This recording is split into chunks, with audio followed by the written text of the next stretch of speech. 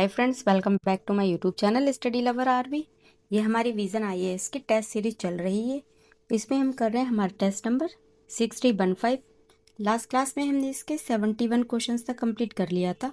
आगे के क्वेश्चंस हम इस क्लास में सॉल्व करेंगे। तो चलिए हम अपनी क्लास स्टार्ट करते हैं।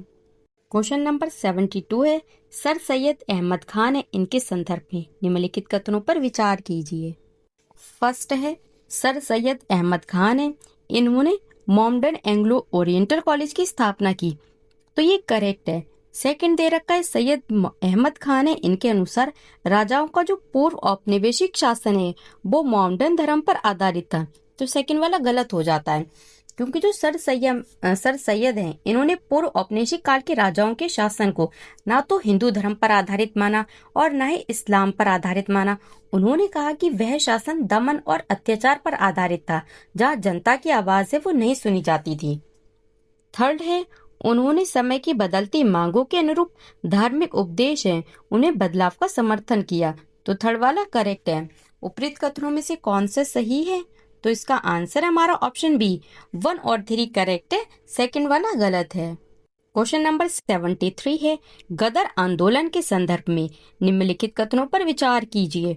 फर्स्ट है, इसे कनाडा और अमेरिका में बसे भारतीय प्रवासियों द्वारा संगठित किया गया था, तो ये करेक्ट है। सेकंड दे रखा है, लाला हरदयाल गदर आंदोलन से जुड़े थे, तो ये करेक्ट है। थर्ड है, गदर का पहला अंक उर्दू में प्रकाशित हुआ था, तो ये भी करेक्ट है। उपरोक्त कथनों में से कौन से सही है? तो इसका आंसर ऑप्शन सी 1, 2, 3 तीनों ही करेक्ट है। गदर का अर्थ होता है विद्रोह या बगावत। गदर पार्टी की स्थापना की बात करें तो वो हुई थी 1913 में, और यह एक क्रांतिकारी संगठन था जिसे भारत में ब्रिटिश शासन को उखाड़ फेंकने के उद्देश्य से संगठित किया गया था, और इसे कनाडा और अमेरिका में बसे जो भारतीय प्रवासी हैं उनके द्वारा संगठित किया गया था। बात करें गदर पार्टी के संस्थापक अध्यक्ष की, तो वो कौन थे? सोहन सिंह भकना थे, और जो लाला हरदयाल हैं वो इसके सह संस्थापक थे। क्वेश्चन नंबर 74, निम्नलिखित घटनाओं पर विचार कीजिए। फर्स्ट है, कांग्रेस का नरमपंथी और गरमपंथी में विभाजित होना। सेकंड है, स्वशासन स्वराज का प्रस्ताव। थर्ड है, राष्ट्रीय शिक्षा पर प्रस्ताव। फोर्थ है, राष्ट्रीय आर्थिक कार्यक्रम पर प्रस्ताव। उपयुक्त में से कितनी घटनाएं भारतीय राष्ट्रीय कांग्रेस के कलकत्ता अधिवेशन 1906 में घटित हुई थी? तो इसका आंसर है हमारा ऑप्शन बी, केवल 2। कौन कौन सी? सेकंड एंड थर्ड ये हुई थी। जो फर्स्ट दे रखी है, कांग्रेस का नरमपंथी और गरमपंथी में विभाजित होना, तो ये 1906 में नहीं बल्कि 1907 का जो सूरत का अधिवेशन था उसमें हुआ था। और जो फोर्थ दे रखा है, राष्ट्रीय आर्थिक कार्यक्रम पर प्रस्ताव, तो ये 1906 में नहीं बल्कि 1931 में कांग्रेस के कराची अधिवेशन में पारित किया गया था। तो फर्स्ट एंड फोर्थ गलत हो जाता है, 2 और 3 करेक्ट है।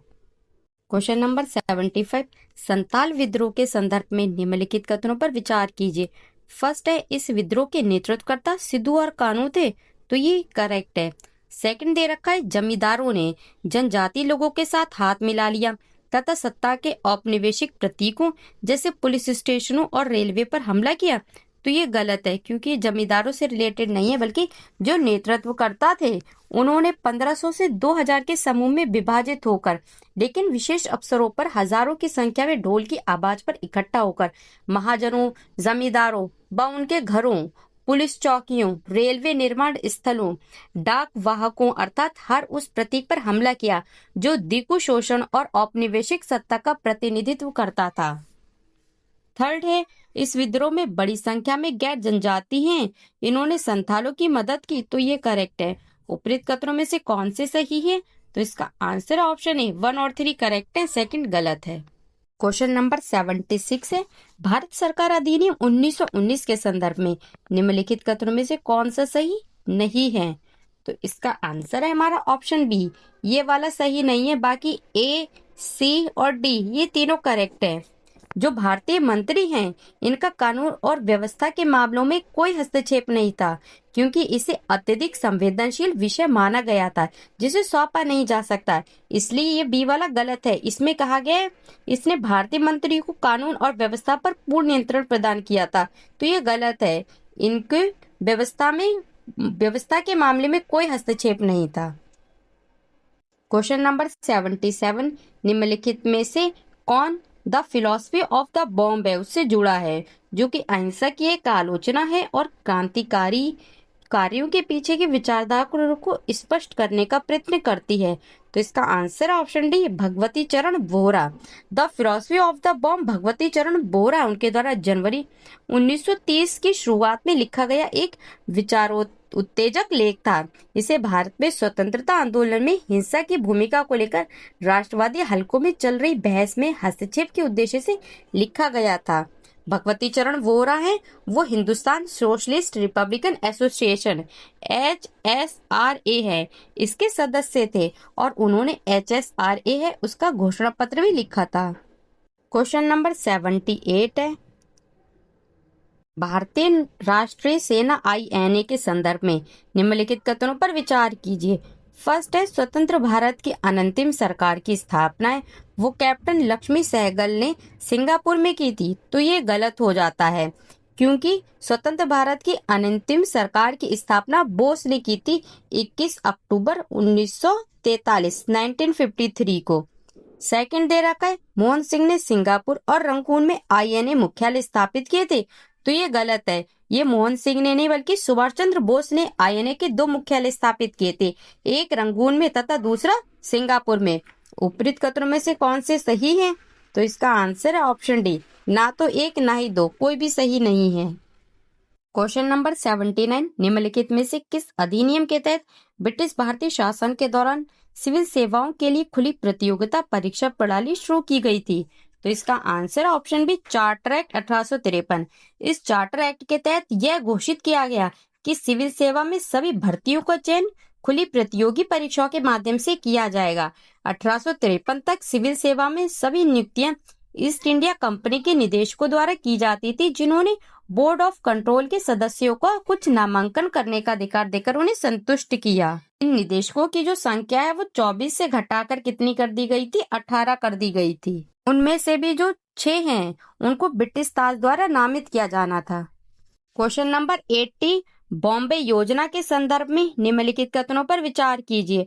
फर्स्ट है, इसे द्वितीय विश्व युद्ध के दौरान प्रकाशित किया गया था और JRD टाटा एवं GD बिड़ला है, इन्होंने इसका समर्थन किया था। तो ये करेक्ट है। सेकंड है, इस योजना के तहत आर्थिक गतिविधियों में केंद्र सरकार के पर्यवेक्षण का समर्थन किया गया था। तो ये भी करेक्ट है। उपरोक्त कथनों में से कौन से सही है? तो इसका आंसर ऑप्शन सी, 1 और 2 दोनों ही करेक्ट है। Question number 81, royal Indian navy RIN विद्रोह के संदर्भ में निम्नलिखित कथनों पर विचार कीजिए। फर्स्ट है, रॉयल इंडियन नेवी विद्रोह है, इसकी शुरुआत कोची में HMIS तलवार के नौसैनिक इनके द्वारा की गई थी। तो ये गलत है। रॉयल इंडियन नेवी का विद्रोह 18 फरवरी 1946 को तब शुरू हुआ जब HMIS तलवार के 1100 नौसैनिक हैं, इन्होंने अपने साथ किए गए दुर्व्यवहार के विरोध में बॉम्बे में कार्य करना बंद कर दिया था।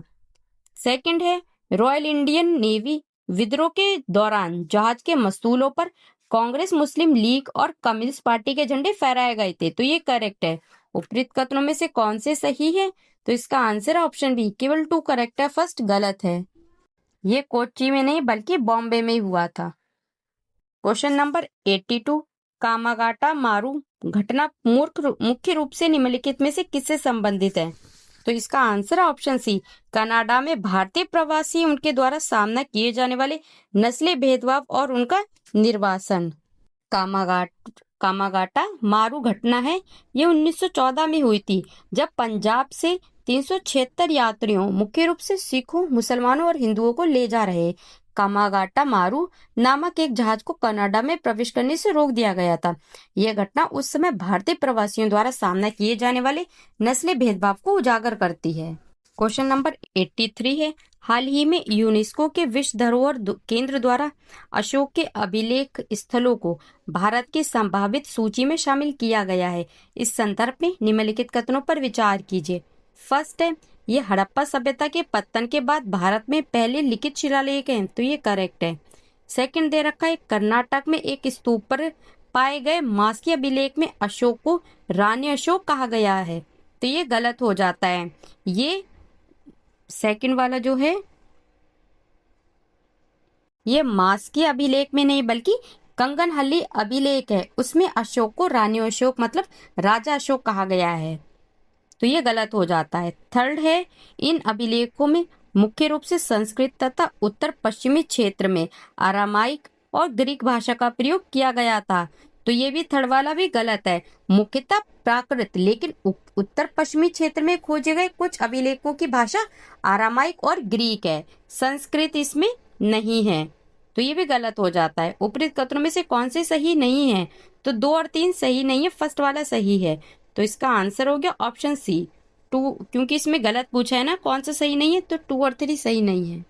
क्वेश्चन नंबर 84, भारत में रेलवे के विकास के संदर्भ में निम्नलिखित कथनों पर विचार कीजिए। फर्स्ट है, प्रारंभ में भारतीय रेलवे का निर्माण और संचालन है वो निजी कंपनी द्वारा किया गया था, तो ये करेक्ट है। सेकंड दे रखा है, भारत में रेलवे के विकास ने ब्रिटिश साम्राज्यवाद के सैन्य हितों को पूरा किया, तो ये भी करेक्ट है। थर्ड, बॉम्बे से ठाणे तक चलने वाली पहली रेलवे लाइन है वो 1853 में लॉर्ड डलहौजी के समय में शुरू की गई थी, तो ये भी करेक्ट है। उपरोक्त कथनों में से कितने सही हैं? तो इसका आंसर है ऑप्शन सी सभी तीनों। क्वेश्चन नंबर 85, स्वावलंबिनी के संदर्भ में निम्नलिखित कथनों पर विचार कीजिए। फर्स्ट है, ये महिलाओं के नेतृत्व वाली बहुस्तरीय उद्यमिता की दिशा में एक आंदोलन है, तो ये करेक्ट है। सेकंड दे रखा है, इसे महिला और बाल विकास मंत्रालय द्वारा नीति आयोग के सहयोग से शुरू किया गया है, तो ये गलत है। इसमें ये वाला मंत्रालय ये गलत दे रखा है, ये महिला और बाल विकास मंत्रालय नहीं है बल्कि कौशल विकास और उद्यमिता मंत्रालय है। इसने नीति आयोग के सहयोग से स्वावलंबिनी महिला उद्यमिता कार्यक्रम शुरू किया है। उपरोक्त कथनों में से कौन से सही है? तो इसका आंसर ऑप्शन ए, केवल फर्स्ट वाला करेक्ट है, सेकंड गलत है। क्वेश्चन नंबर 86 है, स्थायी बंदोबस्त है इसके संदर्भ में निम्नलिखित कथनों पर विचार कीजिए। फर्स्ट है, इसके तहत भूमि के स्वामित्व के अधिकार को वंशानुगत एवं हस्तांतरणीय नहीं बनाया गया था, तो ये गलत है क्योंकि इनके जो भू स्वामित्व है उसके अधिकार को वंशानुगत और हस्तांतरणीय बना दिया गया था। सेकंड दे रखा है, कृषि उत्पादकता में सुधार के साथ भू राजस्व की समय समय पर समीक्षा की जाती थी, तो ये भी गलत है क्योंकि जो स्थायी बंदोबस्त है इसके अंतर्गत जो भू राजस्व है वो पहले से ही निर्धारित कर दिया गया था और स्थायी प्रकृति का था, इसलिए इसका नाम स्थायी बंदोबस्त रखा था। भविष्य में जमींदारों की आय में वृद्धि होने पर भी भू राजस्व में वृद्धि नहीं की जाती थी, तो इसकी समीक्षा की बात नहीं है इसमें। उपरोक्त कथनों में से कौन सा सही है? तो इसका आंसर ऑप्शन डी, ना तो एक ना ही दो, कोई भी सही नहीं है। क्वेश्चन नंबर 87 है, निम्नलिखित राजनीतिक संगठनों को उनके गठन के कालानुक्रम में व्यवस्थित कीजिए। तो फर्स्ट दे रखा है भारतीय राष्ट्रीय कांग्रेस, तो इसकी स्थापना कब हुई थी? 1885 में हुई थी। सेकंड दे रखा है ऑल इंडिया मुस्लिम लीग, तो इसकी स्थापना 1906 को हुई थी।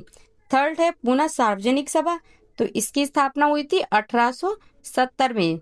फोर्थ दे रखा है इंडियन नेशनल सोशल कॉन्फ्रेंस, तो इसकी स्थापना कब हुई थी? 1887 में, 1887 में। नीचे दी गए कोड का प्रयोग कर सही उत्तर चुनिए, तो इसका आंसर हमारा ऑप्शन बी होगा 4312। सॉरी, इसका आंसर सी नहीं बल्कि बी होगा, बी है इसका answer. Question number 88, British Bharat के संदर्भ में भूमि को निजी संपत्ति के रूप में प्रस्तुत करने के पीछे ब्रिटिश सरकार का प्राथमिक उद्देश्य क्या था? तो इसका आंसर है ऑप्शन बी, भूमि को विक्रय योग्य, गिरवी रखने योग्य और हस्तांतरणीय वस्तु बनाकर सरकारी राजस्व की रक्षा करना। तो फ्रेंड्स, आज की वाली क्लास हम यहीं पे एंड करते हैं। आगे के बचे हुए क्वेश्चन हम नेक्स्ट क्लास में सॉल्व करेंगे। तब तक के लिए थैंक यू। जय हिंद।